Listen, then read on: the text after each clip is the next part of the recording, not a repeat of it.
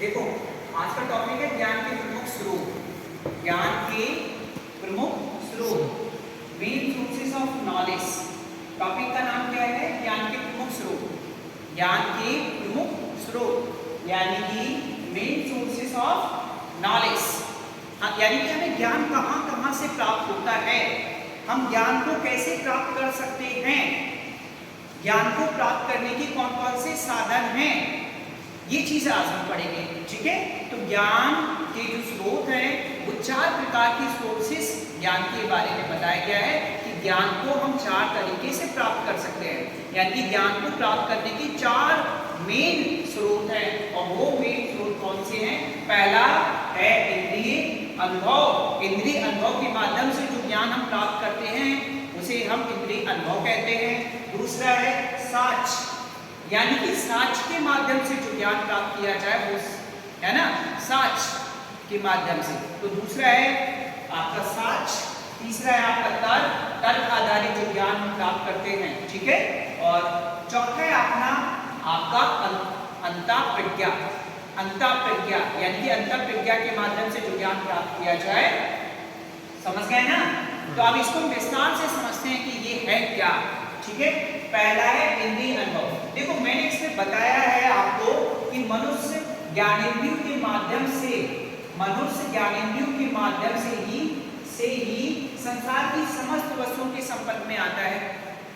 5 ज्ञानेंद्रियां होती हैं व्यक्ति के अंदर, ये आपको समझना चाहिए, आपको पता होना चाहिए कि ज्ञानेंद्रियां कितनी होती हैं। तो 5 ज्ञानेंद्रियां होती हैं और मनुष्य है ना, मनुष्य ज्ञानेंद्रियों के माध्यम से ही संसार की समस्त वस्तुओं के संपर्क में आता है। समझ गए ना? तथा संपर्क में आने वाली प्रत्येक वस्तु से क्या होता है? संवेदना उत्पन्न होती है। क्या होती है? संवेदना उत्पन्न होती है। और ये संवेदना जो होती है वो ज्ञानेंद्रियों को उत्तेजना मिलने के कारण होती है। यानी ज्ञानेंद्रियों के माध्यम से क्या होती है? उत्तेजना उत्पन्न होती है। क्या होती है? उत्तेजना उत्पन्न होती है। ठीक है, और इस संवेदना के माध्यम से वस्तु का प्रत्यक्षीकरण हो जाता है। प्रत्यक्षीकरण हो जाता है जब ज्ञानेंद्रियों के संपर्क में आते हैं और हमें उत्तेजना उत्पन्न होती है तो हम ज्यादा से ज्यादा उस वस्तु के बारे में जानने का प्रयास करते हैं। और जब हम ज्यादा से ज्यादा उस वस्तु के बारे में जानने का प्रयास करेंगे तो उस वस्तु के बारे में प्रत्यक्षीकरण हो जाता है, उसे संपूर्ण जानकारी हमें हो जाती है उस वस्तु के बारे में। और जैसे ही हमें उस वस्तु के बारे में संपूर्ण जानकारी हो जाती है, यानी कि हम ये कहें कि वस्तुओं के बारे में जानकारी प्राप्त करना ही क्या है? क्या है? इंद्रिय अनुभव है। समझ गए ना? दूसरा पॉइंट समझिए, साच। साच का मतलब होता है कि किसी के बारे में कोई सबूत मिलना, है ना, कुछ मिलना। यानी कि जब किसी वस्तु या घटना के विश्लेषण से जो हमें अनुभव प्राप्त होता है, जो हमें ज्ञान प्राप्त होता है। समझ गए ना? अगर हम किसी वस्तु के बारे में, किसी घटना के बारे में अगर हम कोई अनुभव, कोई जानकारी प्राप्त कर रहे हैं और कोई जब जानकारी हम प्राप्त करते हैं तो उससे जो हमें ज्ञान मिलता है, जो अनुभव मिलता है, ठीक है, और जब हम उस अनुभव, उस ज्ञान को जब हम मान्यता दे देते हैं उस, है ना, तो वो क्या कहलाता है? साच कहलाता है, सबूत कहलाता है ना? समझ गए ना? जैसे कोई घटना घटित हो गई, अब उस घटना के बारे में जब सीबीआई जानकारी करती है तो सीबीआई जब जानकारी करती है तो उसे ढेर सारे सबूत मिलते हैं, साक्ष्य मिलते हैं, प्रमाण मिलते हैं। ठीक है, जब उस प्रमाण को हम मान्यता दे देते हैं कि नहीं ये प्रमाण इसी घटना से जुड़े हुए हैं, तो फिर वो जो जानकारी हमें मिल रही है वो जानकारी क्या हो जाती है? क्या हो जाती है? साक्ष्य हो जाती है, यानी कि ज्ञान हो जाता है। ज्ञान यानी कि उसके बारे में हमें ज्ञान क्या हो गया? प्राप्त हो गया। ठीक है, तीसरा है तर्क। तीसरा क्या है? तर्क। देखिए इसमें व्यक्ति द्वारा प्राप्त ज्ञान, व्यक्ति द्वारा जो प्राप्त ज्ञान होता है, व्यक्ति द्वारा प्राप्त ज्ञान तर्क पर आधारित होता है। जैसे मैं अभी आपको कुछ बता रहा हूँ तो मेरे द्वारा ज्ञान आपको मिल रहा है। जब मेरे द्वारा कोई ज्ञान मिल रहा है तो आप उस ज्ञान पे तर्क करोगे कि सर ने सही बताया कि नहीं बताया, है ना, सर कितना अच्छा बता रहे हैं या कितना जानकारी सर को है, कितनी नहीं है। तो मेरे द्वारा जो ज्ञान आपको प्राप्त हो रहा है वो ज्ञान तर्क आधारित होता है। कैसा होता है? तर्क आधारित होता है ना? तर्क एक मानसिक प्रक्रिया है। तर्क एक क्या है?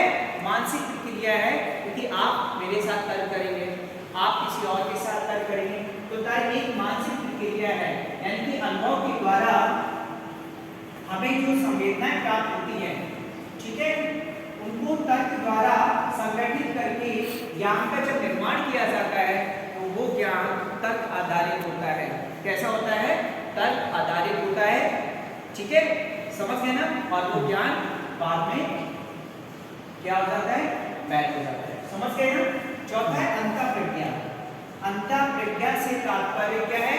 अंतःप्रज्ञा से क्या तात्पर्य है? अंतःप्रज्ञा से तात्पर्य है कि किसी तत्व को मन में प्राप्त करना, किसी तत्व को मन में प्राप्त करना, मतलब जो ज्ञान आप प्राप्त करने वाले हैं, जिस ज्ञान की आप लालसा रखते हैं, जिस ज्ञान को आप प्राप्त करने की चाह रखते हैं, जब उस ज्ञान के बारे में आप अपने मन में सोचते हैं, अपने मन में उसकी जानकारी लाते हैं, ठीक है, तो इसके लिए तर्क आवश्यक नहीं है। सबसे मेन चीज तो मैंने आपको ये बताया, क्या बताया कि अंतःप्रज्ञा से तात्पर्य क्या है? किसी तत्व को मन में प्राप्त करना, यानी कोई भी जानकारी जो आप प्राप्त करना चाहते हैं उस तत्व के बारे में मन में सोचना या मन में जानकारी लाना, ठीक है। इसके लिए क्या क्या आवश्यक है? इसके लिए तर्क आवश्यक नहीं है। क्या आवश्यक नहीं है? इसके लिए तर्क आवश्यक नहीं है, तथा प्राप्त ज्ञान, जो ज्ञान आप प्राप्त कर रहे हैं वो कैसा होता है? निश्चित होता है, एकदम अनिश्चित नहीं होता, निश्चित होता है। जो आप ज्ञान प्राप्त कर रहे हैं, करने वाले, कैसा होता है? निश्चित होता है, वैध होता है। कैसा होता है? निश्चित होता है, वैध होता है, और उसको आप प्रमाण के साथ में प्रस्तुत करते हैं। जब कोई चीज प्रमाण के साथ में प्रस्तुत की जाती है तो इस प्रकार का जो ज्ञान होता है वो सत्य होता है, और सभी लोग उस ज्ञान को क्या देते हैं? मान्यता देते हैं। क्या देते हैं? मान्यता देते हैं, ठीक है। तो अभी हम क्या बता रहे थे? ज्ञान के मूल स्रोत बता रहे थे कि ज्ञान हम कहाँ कहाँ से प्राप्त करते हैं। तो हम 4 तरीके से ज्ञान प्राप्त करते हैं। एक तो इंद्रिय अनुभव के माध्यम से ज्ञान प्राप्त करते हैं, साक्ष्य के माध्यम से ज्ञान प्राप्त करते हैं, तर्क के माध्यम से ज्ञान प्राप्त करते हैं, और अंतःप्रज्ञा के माध्यम से हम ज्ञान को प्राप्त करते हैं। ये ज्ञान के आधार है जहाँ से हम ज्ञान को प्राप्त करते हैं, ठीक है। बस यही तक रखेंगे, बंद कर देना।